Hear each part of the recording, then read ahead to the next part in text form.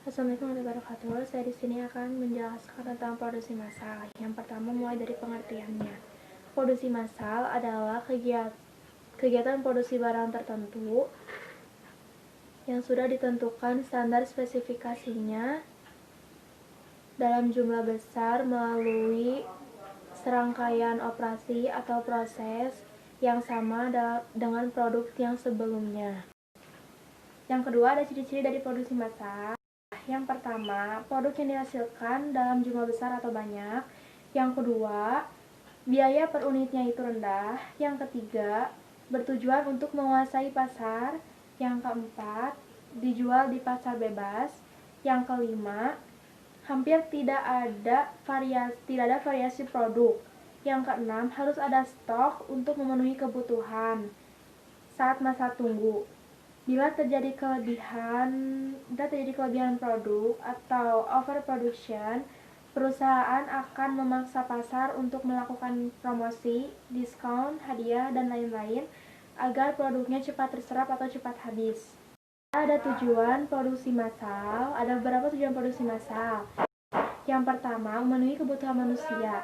Karena jumlah manusia sekarang bertambah banyak, sehingga kebutuhan manusia pun bertambah banyak, mulai dari kebutuhan pokok atau kebutuhan sampingan. Yang kedua, mencari keuntungan atau laba dari hasil produksinya atau dari hasil penjualan tersebut. Yang ketiga, menjaga kelangsungan hidup perusahaan. Dengan memperoleh pendapatan dari hasil produksi massal, perusahaan juga dapat menjaga kelangsungan hidupnya. Yang keempat, meningkatkan mutu dan jumlah produksi. Yang kelima, mengganti barang-barang yang rusak karena sering dipakai atau juga karena bencana alam. Yang keenam, meningkatkan kemakmuran. Yang ketujuh, memperluas lapangan usaha. Yang keempat, saya akan menjelaskan tentang jenis-jenis proses produksi. Ada beberapa macam sih ya. Cuman di sini saya akan menjelaskan dua macam. Yang pertama, berdasarkan wujud proses produksi.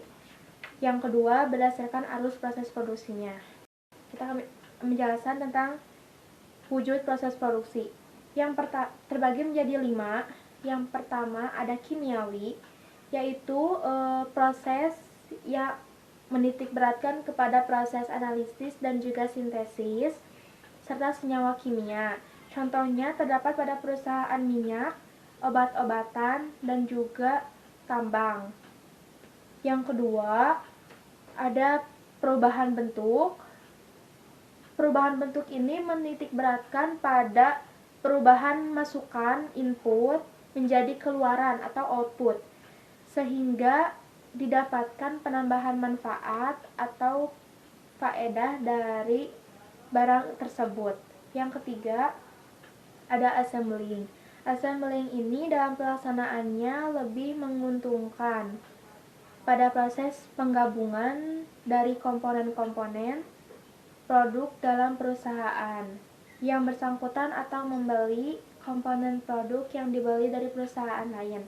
Yang keempat ada transportasi, yaitu yang menciptakan jasa atau pelayanan. Yang kelima ada penciptaan jasa administrasi, yaitu memberikan jasa administrasi kepada perusahaan-perusahaan lain atau lembaga yang membutuhkan. Yang kedua, menjelaskan tentang proses produksi berdasarkan arus proses produksinya. Yang pertama ada terus-menerus, yaitu proses produksi barang atas dasar aliran produk dari satu operasi berikutnya tanpa penumpukan di suatu titik dalam proses. Yang kedua yaitu terputus-putus. Terputus-putus ini diproses dalam kumpulan produk bukan atas dasar aliran terus-menerus dalam proses produksi. Yang ketiga ada proses produksi campuran. Proses produksi ini merupakan gabungan dari proses terus-menerus dan juga proses terputus-putus. Sekian dari presentasi saya. Mohon maaf bila ada kesalahan. Wassalamualaikum warahmatullahi wabarakatuh.